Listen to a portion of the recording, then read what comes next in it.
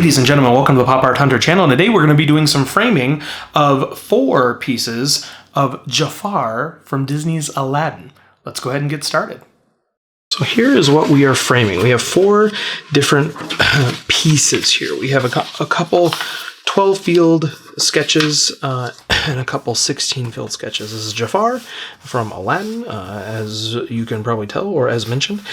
So for these pieces, the 12-field cells, I typically will frame these within a 13 by 19 frame.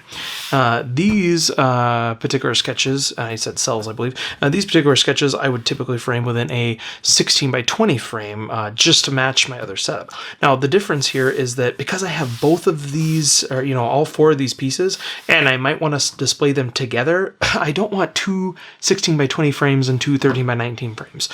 So usually what I would do for these pieces here is I would use a mat like this. And that makes it more consistent with the other frames that I have. I have a little bit more of a border on the top and bottom versus the left and right. Just because when I originally started collecting, I had 13 by 19 frames. I would frame a 12-field cell, and that's the way it ended up. So these look consistent in proportion to the 13 by 19 frames when I scale it up to the 16 by 20.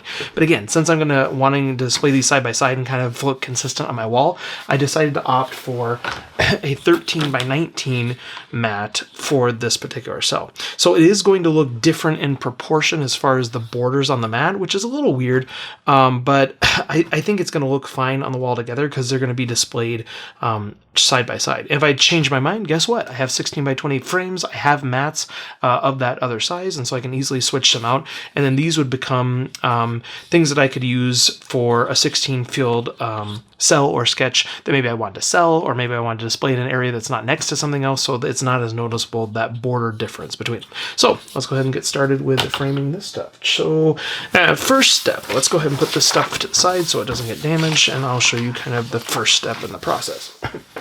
So we are going to take the frames that I have here. These are 13 by 19, which I have not done any of the unpacking or anything like this just yet, because I want to wait for you so you can see and watch and get all that stuff. So what we like to do first is take out all the cardboard and the acrylic and everything else. So nothing within this particular wooden frame is going to be preserved in the final framing job. Now, I will save those particular pieces because I'll use the acrylic and cardboard and stuff for other things, or to pack when I sell and ship things. They're nice, sturdy pieces that I can use for that process. Random nail here. I'll just throw that to the side. So I just want to get the bare bones of the frame.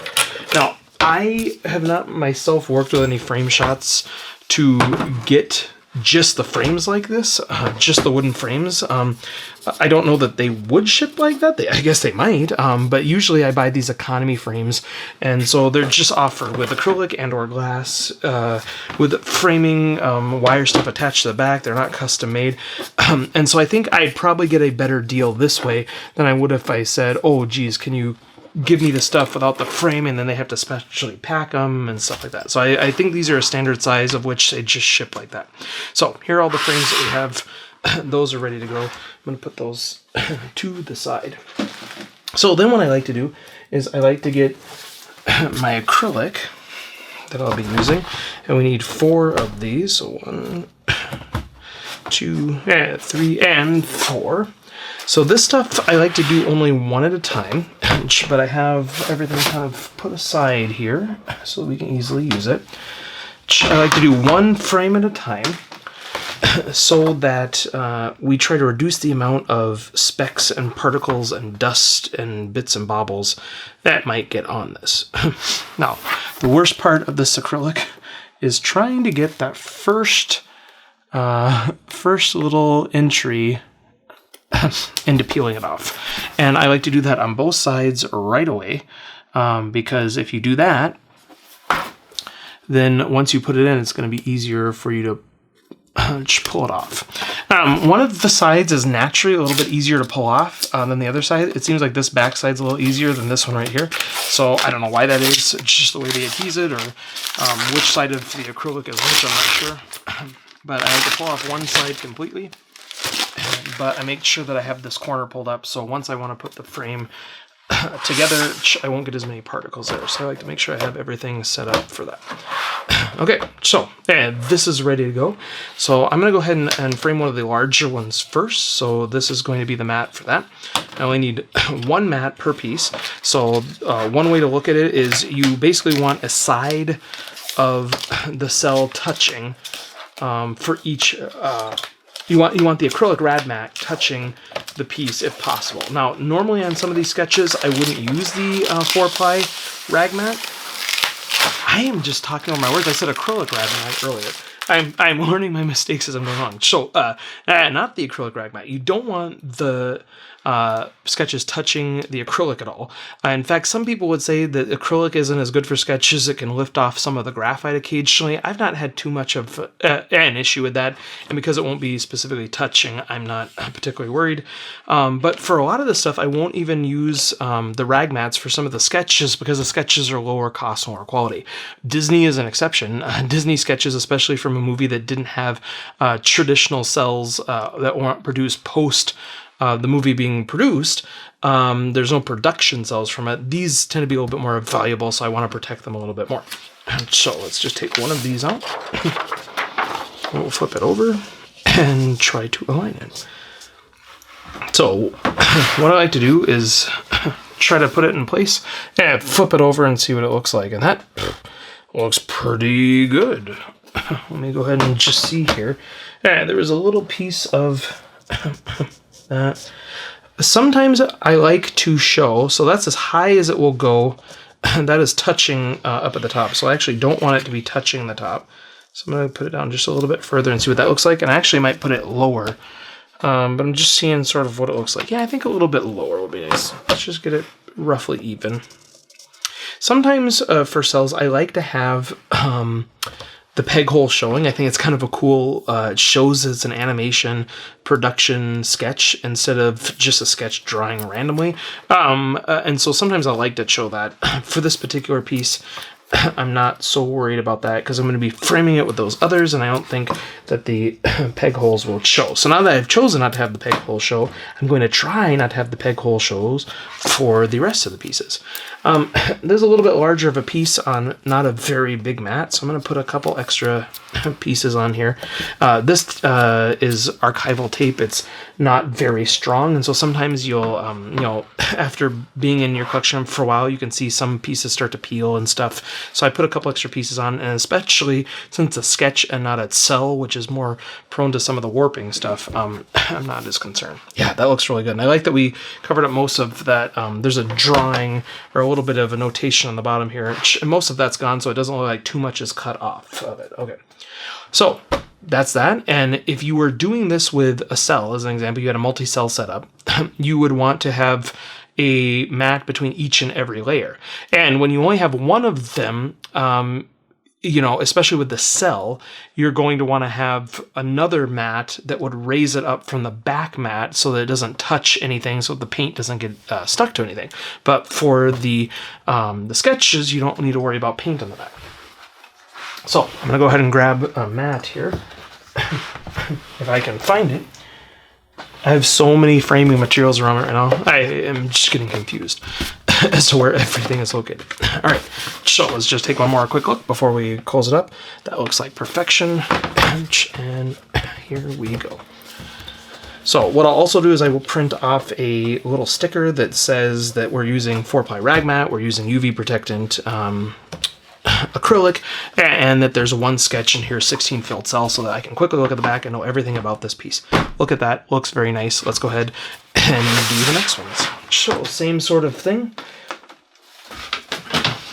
We're going to take this right here, and we're going to get a piece of acrylic. If I can grab it. This is just dead air, isn't it?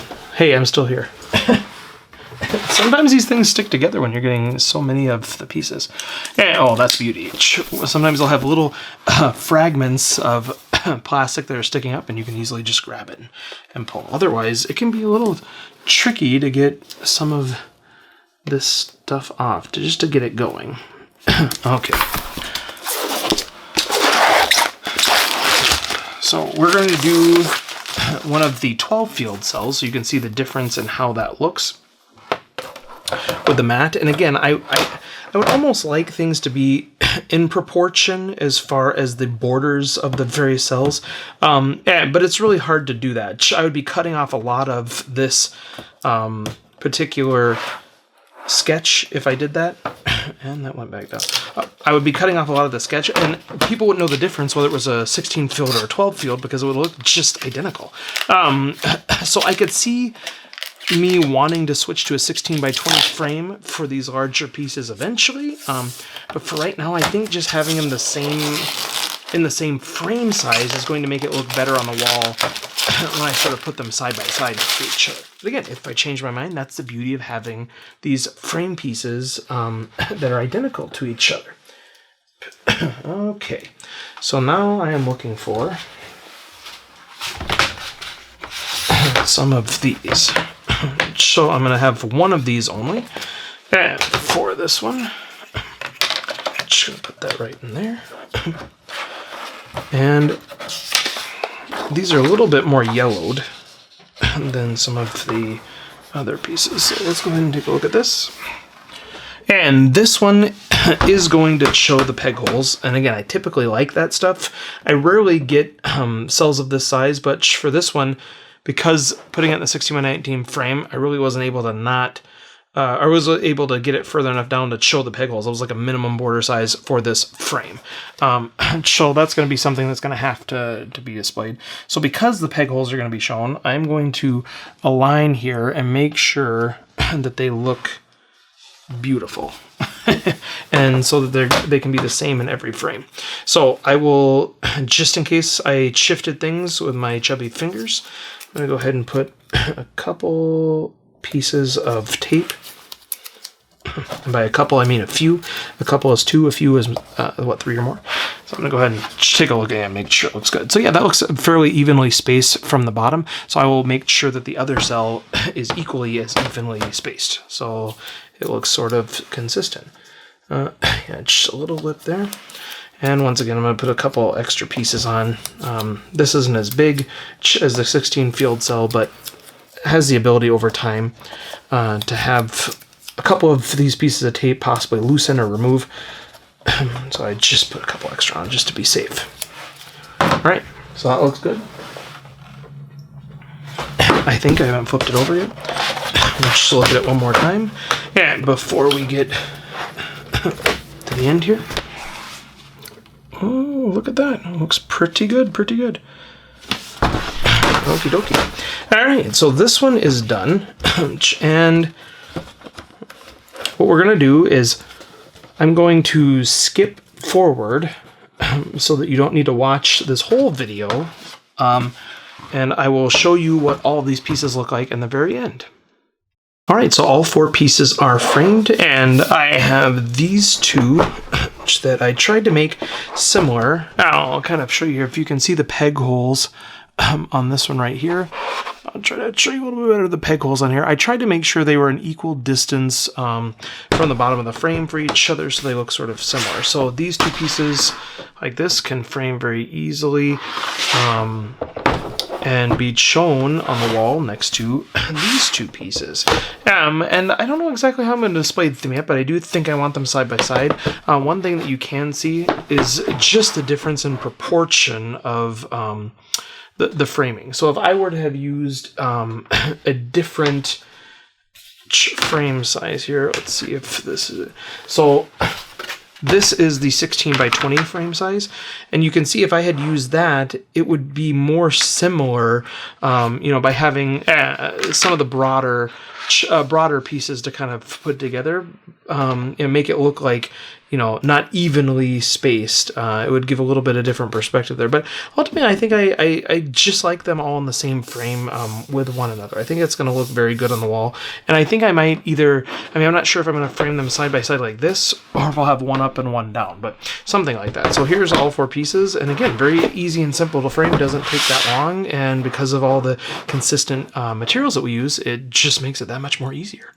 I'm happy with these pieces. I think they look great framed. I'm glad to have them framed finally, because I wasn't exactly sure how I was going to do it and whether or not I was going to put the larger pieces in the larger frames and the smaller in the smaller frames. I'm glad that I was able to get them all in the same type of frame, so that they're consistent with each other and they look consistent when they're hanging together. So happy with the outcome of this.